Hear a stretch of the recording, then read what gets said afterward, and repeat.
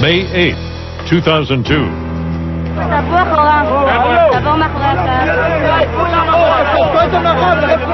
It's an all too familiar cycle, a suicide bombing by Palestinian extremists. The Israelis prepare to retaliate. He who rises up to kill us, we will preempt it and kill him first. And moves toward peace are once again derailed by a single bomber. We'll hear directly from the group claiming to have sent him. If there is occupation, you can expect the reaction. Tonight, action, reaction, trapped in the wheel of violence. From ABC News, this is Nightline. Reporting from Washington, Ted Koppel. It's a familiar dance in the Middle East. One step forward, two steps back. The standoff in Bethlehem is in the process of being resolved, but a new phase in the latest Israeli-Palestinian war seems to be on the verge of breaking out. Only a few weeks ago, President Bush was publicly insisting that Israeli forces pull out of the West Bank. Late today, when I asked a senior administration official whether Washington knows what Prime Minister Sharon's response to yesterday's suicide bombing will be, he said, "We don't know, and I don't think we want to know." The assumption is that the Israeli army will move into Gaza soon and in force. The Israeli Prime Minister Ariel Sharon cut short his visit to Washington, rushed back home, and went immediately into an emergency cabinet meeting. Yasser Arafat went on television today and said that he has ordered all Palestinian security forces to confront and prevent, and this is a quote, to confront and prevent all terror attacks against Israeli civilians from any Palestinian side or parties, end quote. President Bush, as he sat down late this afternoon with Jordan's King Abdullah, called Arafat's comments an incredibly positive sign. That's the nicest thing the president has had to say about Arafat in months. He also urged the Israelis to consider the consequences of retaliating for the latest suicide bombing, but there was, even in that statement, a sense of inevitability about the retaliation to come. No one in the Bush administration is saying, don't do it, probably because of the conviction that it wouldn't make a difference anyway. We begin tonight by turning to my ABC News colleague, Jim Wooten, in Jerusalem, where it is already, as you can see, Friday morning. And Jim, what do we know about the incursion into Gaza? Well, just because it's daylight here, Ted, doesn't make things any clearer.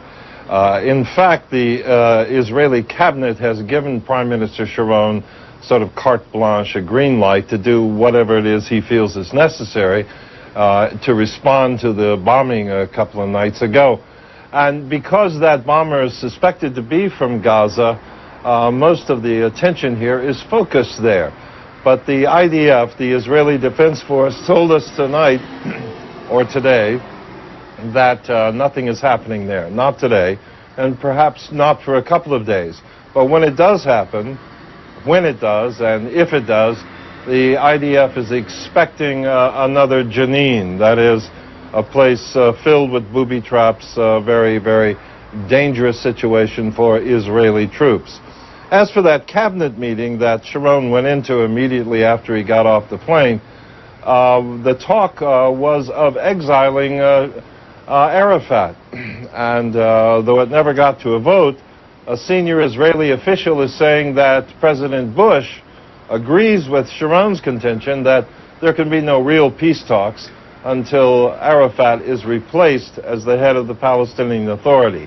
Now, the White House is denying that, and we talked to the State Department tonight, and they're denying that and saying there is no change in policy, and the policy is that Arafat is the guy that everyone has to deal with in terms of the Palestinians. Now, Jim, I inadvertently pushed you ahead an additional 24 hours. It's even in Jerusalem, it's only Thursday morning right now. What are the expectations, though, for the incursion into Gaza? Something along the lines of what happened a few weeks ago when they moved into the West Bank, or something a little more discreet? I think probably it's going to be, or the expectations, at least from the Israeli Defense Force spokesman with whom we talked tonight, is that it will be a full-force operation, very similar to Jenin. They'll go in with tanks and bulldozers and expecting the worst from the Palestinians, and the Palestinians are expecting the worst from the Israelis. Jim Wooten, many thanks. After 37 days, the standoff at the Church of the Nativity in Bethlehem is on the very brink of coming to an end. ABC News correspondent John Yang joins us now live from Bethlehem. I hate to point out, John, but we've been saying it's on the brink of coming to an end for about 3 days now. Do we really think it's coming to an end?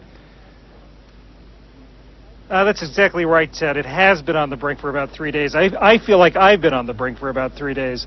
We do think it's getting closer. There's been sort of snag after snag in this chapter, and the latest snag is that the U.S. security vehicles that are supposed to escort one of the buses to Gaza haven't shown up yet. One of the church officials involved in these talks tells me they were supposed to be here about 2 hours ago, and they're still waiting. And by the way, Ted, this church official told me one of their major goals this morning was to get these people, these Palestinians, out of the church before Prime Minister Sharon woke up this morning.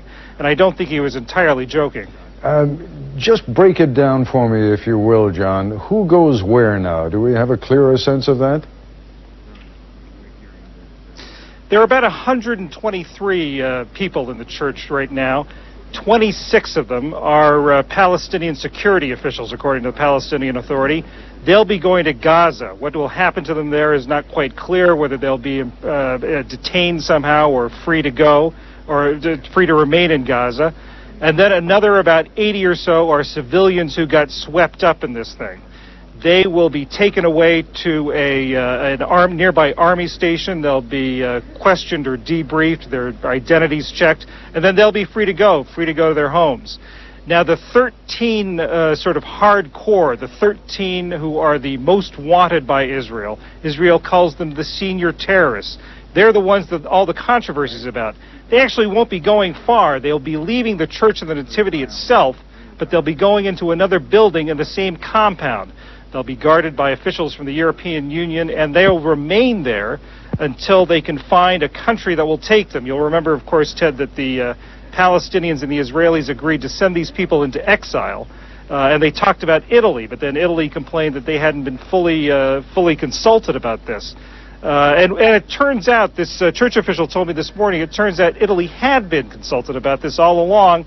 It was just that originally the Israelis said there were 4 people that they wanted to send there, and it turned out that when they went in, found out who was there, that there were 13, and Italy was not quite happy when they heard that. All right, John, we've only got about 10 seconds left for this segment. The expectation still is, though, really, that it's going to happen in the next hour or two? They do believe it will happen very soon. All right. John Yang, thanks very much. The Palestinian organization Hamas claimed responsibility for yesterday's suicide bombing, and apparently they do not intend to stop. If there is occupation, you can expect the reaction. Arafat and the suiciders, they are not on the same side. It is the opposite totally. That conversation when we return. This is ABC News Nightline, brought to you by the U.S. Postal Service. Earlier tonight, I spoke with Ismail Abu Shanab, a spokesman for the Palestinian group known as Hamas. Hamas has been officially designated a terror organization by the U.S. government. Mr. Shanab joins us from Gaza City. Just before we began talking, Mr. Shanab, you said apparently things are beginning to get a little bit critical in Gaza City. Are the Israeli forces moving in? I got warning from the Palestinian Defense Forces that the situation is critical, but I have no ideas about the details. What is your expectation? Not less than incursion. Israeli threatened to enter Gaza, and maybe this is a starting point. I don't know. Do you consider yourself a target? Now, I understand you are with the political wing of Hamas, and it is believed that it was the military wing of Hamas that sent the suicide bomber to that city south of Tel Aviv yesterday. Would you be a target? Israelis do not differentiate between political, civilians, military, kids, women. All Palestinians are under Israeli attacks, and Israeli are attacking Palestinians' homes and demolishing homes on their people.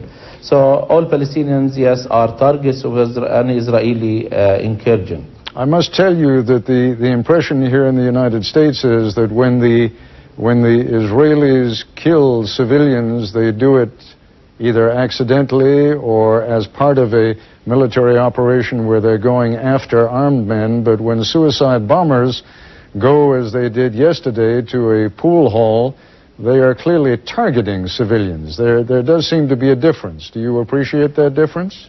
This is the misleading talk which is not leading to any result. I mean, when the Israelis speak about following one military man, they do not need to destroy the whole of Jenin camp. They do not need to destroy the whole of Nablus city. So this is false and untrue. The Israelis determined, and this is what Sharon said, to kill more Palestinians.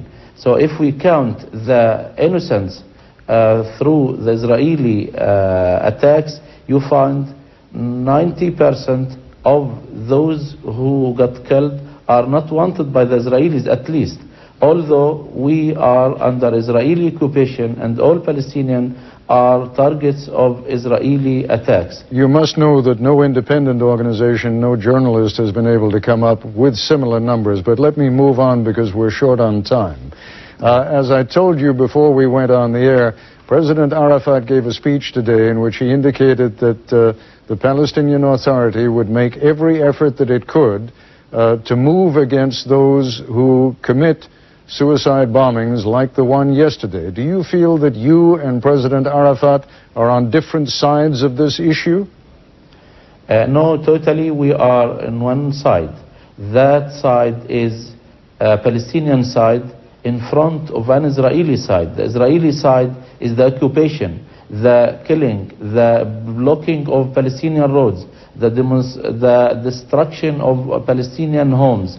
This is the Israeli activities, and Palestinians, all of them, Palestinian Authority, Chairman Arafat, and all other Palestinians are in the other side. They are suffering from Israeli attacks and Israeli mass killings. So when Chairman Arafat says that he will move to prevent further suicide bombings, you don't believe him?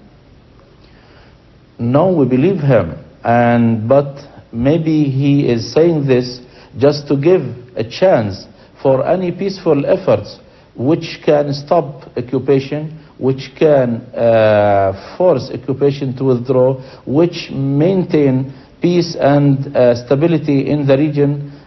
So Arafat doing his effort to convince the United States to pressure Israel to withdraw. One last quick question. Do you expect that Hamas will continue sponsoring suicide bombers?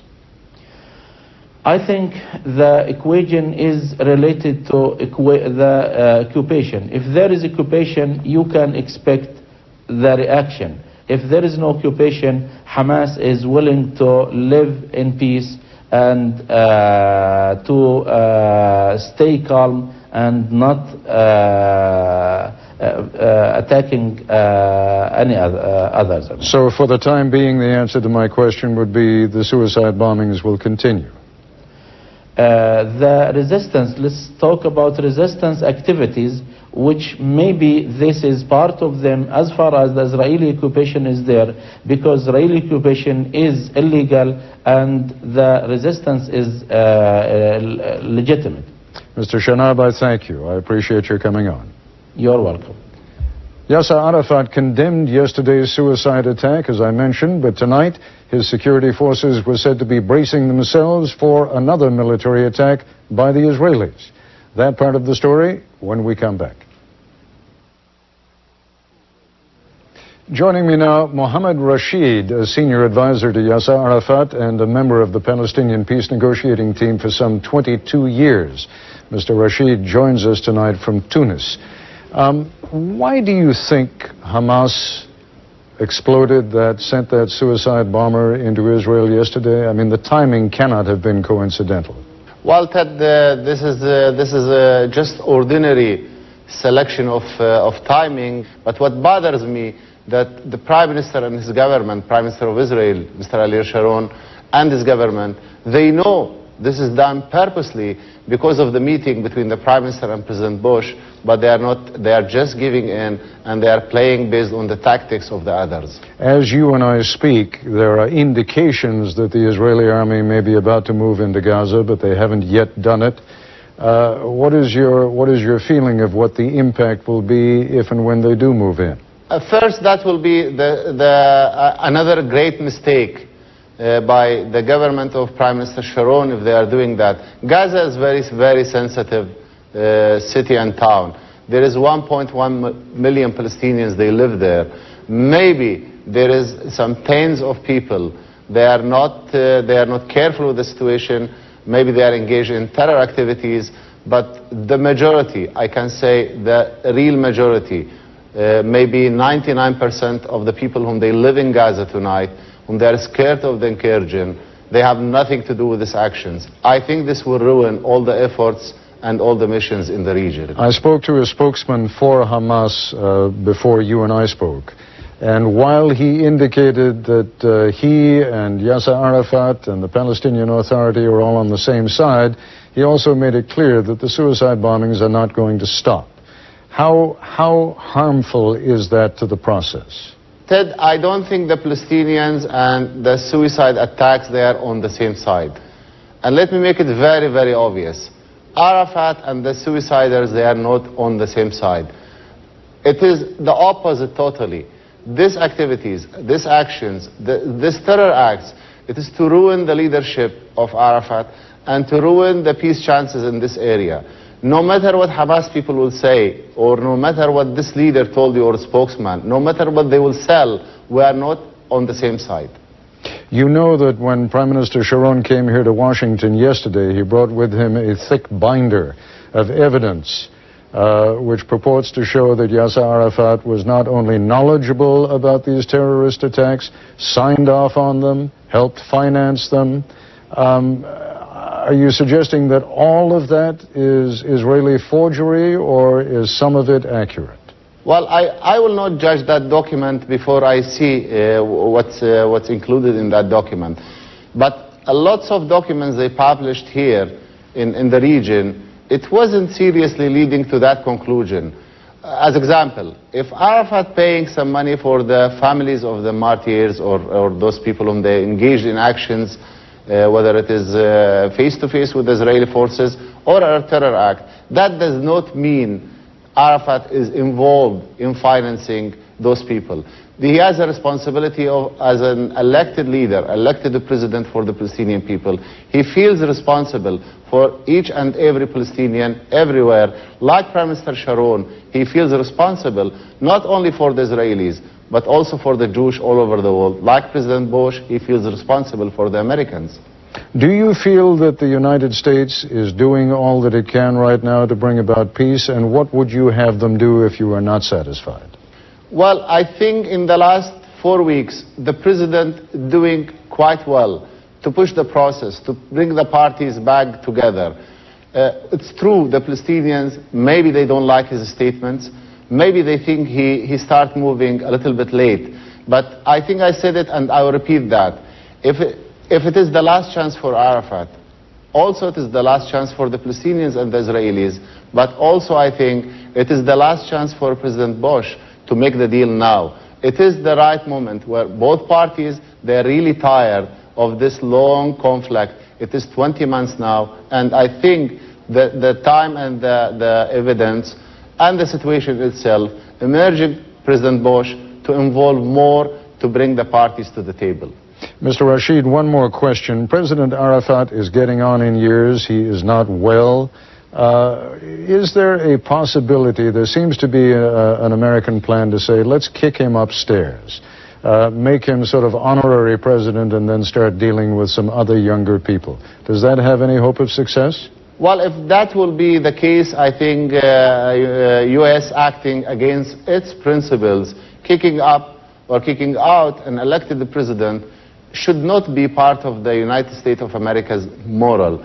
I think the man was elected, he's capable, maybe he's the only one capable in this area to really reach a deal with his Israeli neighbors. I think it's much easier to sit with Arafat, talk to him face to face, even the reform. It is very easy to convince Arafat to lead that reform. In a way, will convince the President, United States of America, and our neighbors that we are good neighbors. We like really our neighbors, Ted. 54% of the Israelis, still they believe the peace is achievable based on the Arab peace plan which everybody adopted in Beirut. Mr. Rashid, I thank you very much. Welcome. I'll be back in a moment. To receive a daily email about each evening's Nightline and a preview of special broadcasts, log on to the Nightline page at abcnews.com. We're about to show you a live picture of the Church of the Nativity, but for all that is happening there right now, it could be a postcard. It is expected that within, well, maybe minutes, all the people inside, with the exception of about 12 or 13, will be released. But as we go off the air tonight, it hasn't happened yet. That's our report for tonight. I'm Ted Koppel in Washington. For all of us here at ABC News, good night. This has been a presentation of ABC News. More Americans get their news from ABC News than from any other source.